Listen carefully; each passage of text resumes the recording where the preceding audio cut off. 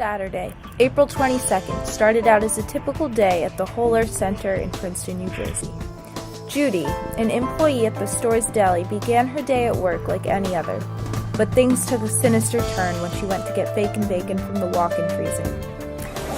There, on the ground of the freezer, was coworker and fellow deli employee Norma, lying in what appeared to be a pool of her own blood.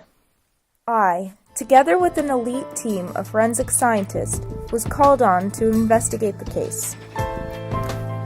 Left on the freezer door were bloody fingerprints.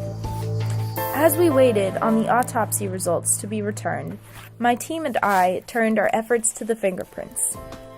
To determine who the fingerprints belonged to, we took samples from the people who had access to the freezer, the deli employees, and the body itself. Once we had all the samples, we compared them to the ones at the crime scene.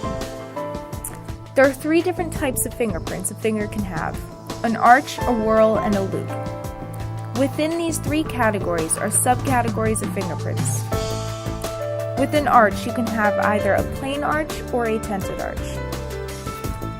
With a whorl, you can have a double loop, which has 2 loops spiraling to the center, a central pocket whorl, which looks like a peacock feather, an accidental whorl, which looks almost like a double loop, but instead one loop turns into its own whorl.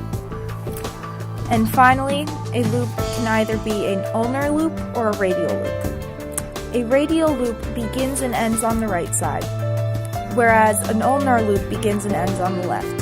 To distinguish one finger's loop from another, or one whorl from another whorl, we look at what are called minute points. Minute points are little points in a fingerprint that have varying shapes and characteristics.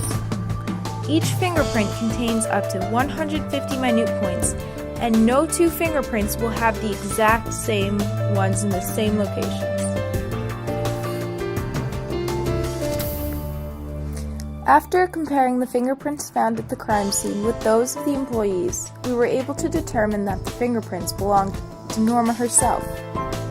Shocking as this was, once we received the autopsy report and the lab findings, it turned out the bloody fingerprints were actually made with beet juice, and the blood Norma was found in was beet juice as well. It appears Norma had frozen to death, looking for a place to set her beet juice down in the freezer.